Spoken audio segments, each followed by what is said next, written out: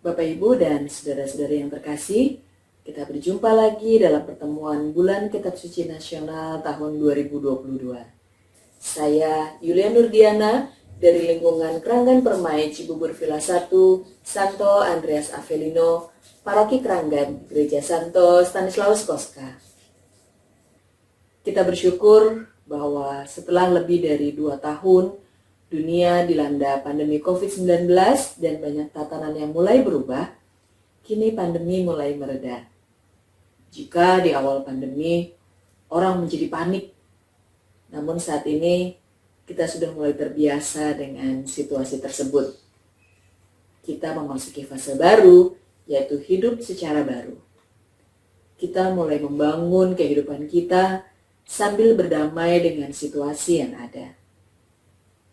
Pandemi yang sudah mulai mereda memberikan harapan akan hidup baru. Harapan ini bukan hanya sekedar menjalani kehidupan dengan protokol new normal, melainkan harapan yang berhubungan dengan peningkatan kualitas hidup, relasi sosial, dan juga relasi dengan Allah. Itulah sebabnya tema BKSN tahun 2022 adalah Allah Sumber Harapan Hidup Baru. Dan subtema yang akan kita dalami pada pertemuan yang keempat ini adalah Allah Sumber Harapan karena kerahiman-Nya. Tuhan yang penuh kerahiman dan yang berbelas kasihan tetap hadir dalam segala situasi, termasuk dalam masa-masa pandemi yang kita lalui. Di tengah segala perubahan yang drastis, di tengah kehancuran sistem dalam kehidupan bersama, Tuhan tetap berjalan mendampingi umat-Nya melewati segala tantangan yang ada. Bagi sejumlah orang, kehadirannya mungkin terasa senyap, mungkin tidak dapat dirasakan. Tetapi sesungguhnya, Ia mengundang seluruh umat manusia untuk berusaha semakin mengenalnya lebih dalam lagi. Kita diajak menyadari kerahiman Tuhan yang memelihara kita dengan berbagai cara dalam segala situasi kehidupan kita. Adapun perikop yang akan kita dalami malam ini adalah dari kitab Nabi Hosea bab 11 ayat 1 sampai 11. Kita akan baca terlebih dahulu. Bacaan dari kitab Nabi Hosea. Ketika Israel masih muda, kukasihi dia, dan dari Mesir kupanggil anakku itu. Makin kupanggil mereka, makin mereka pergi dari hadapanku. Mereka mempersembahkan korban kepada para Baal dan membakar korban kepada patung-patung.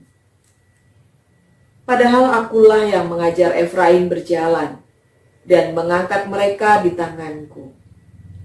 Tetapi mereka tidak mau insaf bahwa aku menyembuhkan mereka. Aku menarik mereka dengan tali kesetiaan, dengan ikatan kasih. Bagi mereka aku seperti orang yang mengangkat kuk dari tulang rahang mereka. Aku membungkuk kepada mereka untuk memberi mereka makan. Mereka harus kembali ke tanah Mesir, dan Asyur akan menjadi raja mereka, sebab mereka menolak untuk bertobat. Pedang akan mengamuk di kota-kota mereka, akan memusnahkan palang-palang pintu mereka, dan akan memakan mereka di benteng-benteng mereka. Umatku betah dalam membelakangi aku. Mereka memanggil kepada Baal dan berhenti meninggikan namaku. Masakan aku membiarkan engkau, hai Efraim? Menyerahkan engkau, hai Israel? Masakan aku membiarkan engkau seperti Atma, membuat engkau seperti Zeboim? Hatiku berbalik dalam diriku, belas kasihanku bangkit serentak. Aku tidak akan melaksanakan murkaku yang bernyala-nyala itu, tidak akan membinasakan Efraim kembali. Sebab aku ini Allah dan bukan manusia, yang kudus di tengah-tengahmu, dan aku tidak datang untuk menghanguskan. Mereka akan mengikuti Tuhan. Ia akan mengaum seperti singa. Sungguh, ia akan mengaum. Maka anak-anak akan datang dengan gemetar dari barat, seperti burung dengan gemetar datang dari Mesir, dan seperti merpati dari tanah Asyur. Lalu aku akan menempatkan mereka lagi di rumah-rumah mereka. Demikianlah firman Tuhan. Demikianlah sabda Tuhan. Syukur kepada Allah. Bapak, Ibu, dan saudara-saudara yang terkasih, dari perikop yang telah kita baca tadi, kita dapat membaginya menjadi 4 bagian. Bagian yang pertama, kita dapat melihat kasih Allah yang luar biasa bagi bangsa Israel. Dikatakan di sana bahwa Tuhan memanggil Israel sebagai anaknya. Dan bagian ini mengungkapkan apa yang dilakukan Tuhan untuk menjamin kelangsungan hidup anak-anaknya tersebut. Ia mengajar mereka dengan penuh kasih. Ia mengajar mereka berjalan, mengangkat mereka ketika jatuh, dan menyembuhkan mereka. Tuhan bahkan membungkuk ketika memberi mereka makan.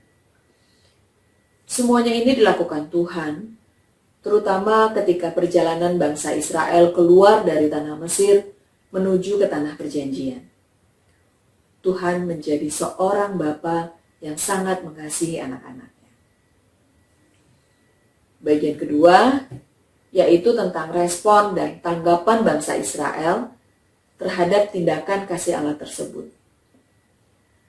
Sekalipun Tuhan bertindak mengasihi Israel, namun sayangnya kasih sayang Tuhan yang memelihara orang Israel itu tidak ditanggapi dengan baik oleh mereka. Israel adalah anak-anak yang tidak setia. Mereka membelakangi Tuhan, bahkan pergi kepada Baal dan mempersembahkan korban kepada mereka. Baal berarti tuan atau suami. Jadi mencari Baal berarti mencari tuan yang baru yang mereka kira dapat memberikan jaminan yang lebih baik daripada Tuhan. Sikap tidak setia dan tidak peduli terhadap panggilan Tuhan tersebut yang dilakukan oleh bangsa Israel membuat mereka harus merasakan kembali situasi penindasan tanpa pertolongan, dan juga mereka harus jatuh ke tangan penguasa lain di mana mereka diserang dan mengalami perbudakan di tanah mereka. Bagian yang ketiga berbicara tentang status dan identitas Tuhan. Memperhatikan sikap tidak setia orang Israel sudah selayaknya jika mereka mendapat hukuman. Namun Tuhan tidak mengutamakan hukuman. Tuhan memutuskan untuk tidak menghukum Israel dan tidak melampiaskan kemarahannya kepada mereka. Ia tidak membinasakan orang Israel karena Ia adalah Tuhan, Allah yang hidup. Tuhan mencintai kehidupan dan bukan kematian. Kesetiaannya kepada umat tidak bergantung kepada tingkah laku atau balasan dari umatnya. Tuhan tetap mencintai Israel sebagai anaknya yang terkasih. Kasih setia, belas kasihan, dan kemurahannya jauh melebihi kemarahannya. Tuhan senantiasa berada di tengah-tengah umatnya. Dikatakan di ayat yang ke-9 tadi, Aku ini Allah yang kudus di tengah-tengahmu. Allah berada di tengah-tengah umatnya dan mau berjuang bersama-sama dengan mereka untuk melewati berbagai tantangan. Semuanya ini dilakukan Tuhan karena belas kasih-Nya yang luar biasa terhadap umatnya. Dan bagian yang keempat adalah berbicara mengenai cara Tuhan dalam menyadarkan orang Israel untuk dapat kembali kepadanya. Untuk mengembalikan anak durhaka menjadi anak yang terkasih, Tuhan memakai cara lain. Ia mengaum seperti singa, memberikan peringatan keras, sehingga mereka menjadi gemetar dan mau kembali kepadanya. Jika auman singa pada umumnya menandakan ancaman kematian, tetapi auman Tuhan mendatangkan kehidupan. Yang mau mendengarkan suaranya akan dihantarnya ke tempat dan ke rumah-rumah yang sudah disiapkan Tuhan. Bapak, Ibu, dan saudara-saudara yang terkasih, pandemi COVID-19 masih berdampak hingga sekarang.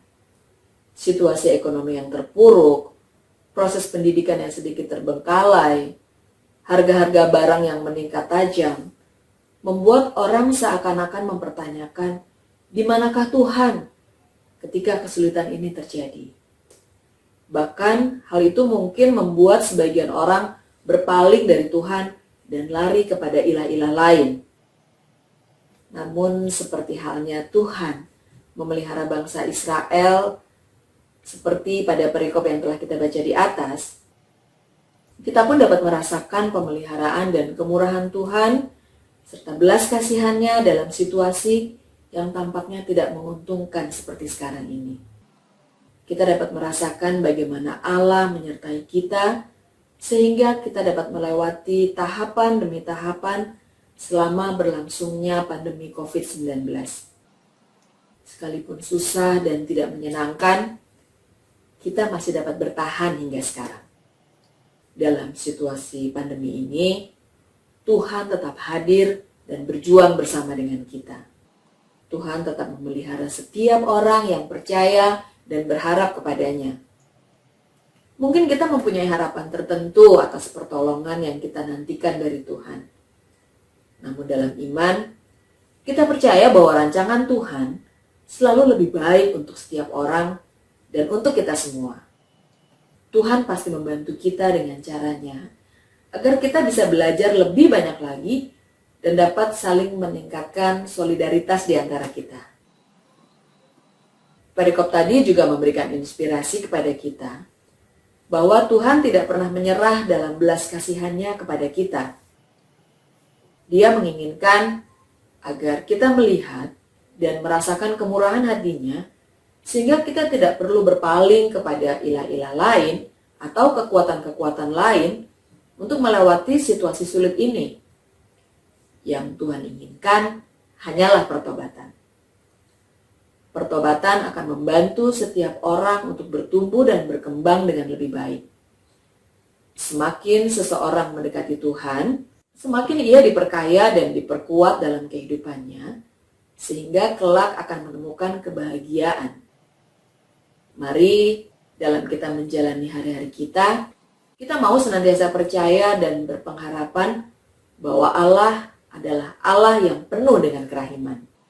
Kasih setianya tidak pernah berubah dalam kehidupan kita. Sekiranya ada di antara kita yang telah menjauh dari Tuhan ataupun mulai berpaling kepada ilah-ilah lain, Tuhan dengan segala kerahiman dan belas kasihannya tetap menunggu kita untuk bertobat dan kembali kepadanya. Tetap tinggal dalam dekapan kasih-Nya dan mau terus melekat kepadanya. Seperti halnya Raja Daud dalam Mazmurnya mengatakan, "Aku akan diam dalam rumah Tuhan sepanjang masa." Kita percaya ketika kita tinggal dalam Tuhan, maka Ia senantiasa menolong kita. Tangannya tidak kurang panjang untuk menolong, dan telinganya tidak kurang tajam untuk mendengar. Pertolongan Tuhan tepat pada waktunya.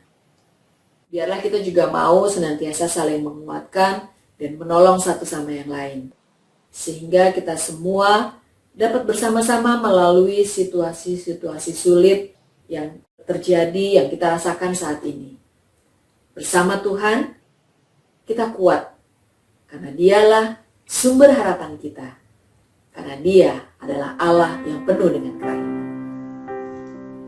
Bapak, Ibu, dan saudara-saudara yang terkasih, demikianlah renungan kita kali ini, kiranya menjadi berkat bagi kita sekalian. Kita berjumpa lagi dalam permenungan selanjutnya. Tuhan Yesus memberkati.